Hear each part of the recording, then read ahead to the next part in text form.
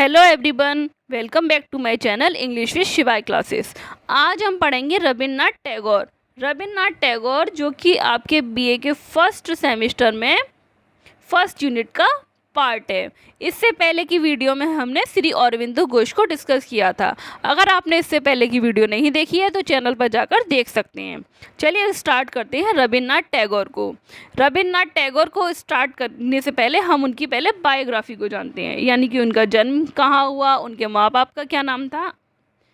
Rabindranath Tagore was a Bengali polymath who worked as a poet, writer, playwright, philosopher, writer, social reformer and painter। Rabindranath Tagore एक बंगाली पॉलीमेथ उनको बोला जाता है जिनको बहुत सारी भाषाओं का ज्ञान हो। एक पोएट के रूप में काम किया, एक राइटर के रूप में काम किया, एक प्लेराइट के रूप में काम किया, एक फिलोसोफर थे, सोशल रिफॉर्मर थे और पेंटर थे। इनका जन्म 7 मई कोलकाता में हुआ था और इनकी डेथ 7 अगस्त 1941 में जोरासांको ठाकुरबाड़ी कोलकाता में हुई थी। इनके फादर का नाम देवेंद्र नाथ टैगोर जो कि ब्रह्म समाज के लीडर थे। इनकी माता का नाम सरला देवी था। Tagore were deeply influenced by Upanishad and Buddhism. जो टैगोर उपनिषद और बुद्धिज्म से बहुत ही ज़्यादा प्रभावित थे।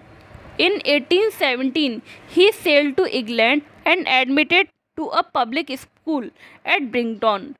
1817 में उनको इंग्लैंड भेजा गया जहाँ पर उन्हें पब्लिक स्कूल ब्रिंगटन में एडमिशन दिलाया गया and later on to London University. बाद में लंदन यूनिवर्सिटी में एडमिशन दिलाया गया but he return back to India. लेकिन वह इंडिया वापस आ गए बिना किसी डिग्री के। We were not interested in degree of law, क्योंकि उन्हें लॉ की डिग्री में कोई इंटरेस्ट नहीं था।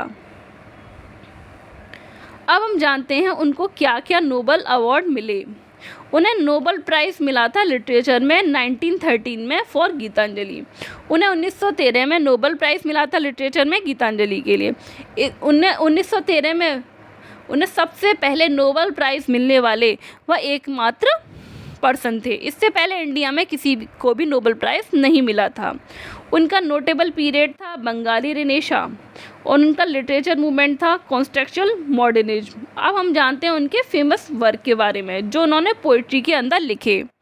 पहला है उनका द क्रिसेंट मून जो लिखा था उन्होंने 1913 में, द गार्डनर जो लिखा था 1913 में, fruit gathering 1926, fireflies 1928, the fugitive and the other poems 1916 और Geetanjali.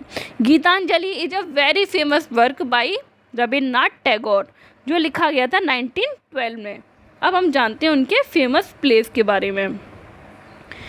Chitra, the post office, the cycle of spring, sacrifice, stray birds और चंडालिका, ये उनके फेमस प्ले थे।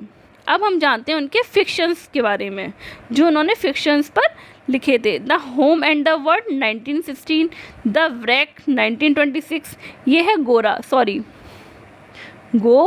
गोरा लिखा था उन्होंने 1910 में, हंग्री स्टोन 1916 में और मासी एंड द अदर स्टोरी 1918 में। अब हम जानते हैं उनके प्रोज वर्क के बारे में। क्रिएटिव यूनिटी 1922, माई रेमिनिसीज 1970, साधना लिखा था उन्होंने 1913 में। डॉक्टर आयंगर ने गीतांजलि के बारे में बोला है। Doctor Iyengar says the Gitanjali songs are mainly poems of bhakti. जो गीतांजलि के सॉन्ग्स हैं वो मेनली भक्ति से रिलेटेड हैं इन इंडियन ट्रेडिशन में। गीतांजलि में 103 लिरिक्स हैं, ये इम्पोर्टेंट है। अगर आपसे पूछा जाए कि गीतांजलि के अंदर कितने लिरिक्स हैं, 103 लिरिक्स हैं। On a return to India, जब वे वापस इंडिया आए, he created standard of art and literature. तो उन्होंने एक नया ही आर्ट और लिटरेचर का एक नया ही स्टैंडर्ड बनाया। भाना फूल, भगना हरिदे, संध्या संगीत, प्रभात संगीत, चित्रा आदि उनका सुपर एक्सप्रेशन था उनकी पोएटिक जीनियस का। और हिंदू मैरिज में उनके बहुत सारे एसेस हैं। The English of the Indians, fear of the English, the right of the justice, the ruler and the ruled. ये सारे उनके ऐसे हैं जो कि कौन सी बुक में है, ऑन हिंदू मैरिज एस। ये उनका एसेस का कलेक्शन है। टैगोर ने 8 नोवेल्स लिखे और 4 नोबलास लिखे, जिसमें चतुरंग, शेषर कविता और 4 ओडे और नौकाडुब्बू उनके 4 नोबलास हैं। The largest anthology of Tagore's work, the essential Tagore, जो एडिट की गई थी फ़खरुल आलम और राधा चक्रवर्ती के द्वारा उनकी 150वीं बर्थ एनिवर्सरी पर ये एक एंथोलॉजी बनाई गई थी, जिसका नाम था द इसेंशियल टैगोर, जो किसके द्वारा एडिट की गई थी, फ़खरुल आलम और राधा चक्रवर्ती के द्वारा। टैगोर ने जो सोसाइटी की औरतें थीं उनके ऊपर एक रियल पिक्चर प्रेजेंट की, जो सोसाइटी में उनके खिलाफ जो इनजस्टिस होता था उसकी एक रियल पिक्चर ही टैगोर ने प्रेजेंट की थी। द प्ले चित्रा, जो उनका द प्ले है चित्रा, वो बेस्ड है महाभारत पर, और ये जो चित्रांगदा था उसका जो बंगाली में लिखा गया है उसका इंग्लिश ट्रांसलेशन था, जो पब्लिश्ड हुआ था 1892 में। Chandalika is a sociological play, जो चंडालिका एक प्ले है रविन्द्रनाथ टैगोर के द्वारा, वो एक सामाजिक प्ले है।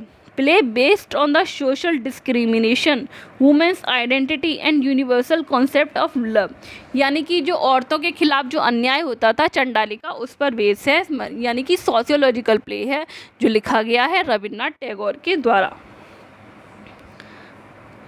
इसमें हमने रविन्द्रनाथ टैगोर का बर्थ, डेथ, फादर, मदर, कौन सी सन में वो इंग्लैंड गए, कब उन्हें नोबेल प्राइज़ मिला, उनके famous work, fiction, prose, poetry आदि को डिस्कस किया। इसमें उनका जो गीतांजलि वर्क था वो बहुत ही फेमस है। हमें रविन्द्रनाथ टैगोर का कंट्रीब्यूशन उन्होंने इंडिया के कंट्रीब्यूशन में क्या क्या योगदान दिया इनको जाना। अगर आपको हमारी वीडियो अच्छी लगे तो लाइक कीजिए, शेयर कीजिए एंड सब्सक्राइब कीजिए। Thanks for watching.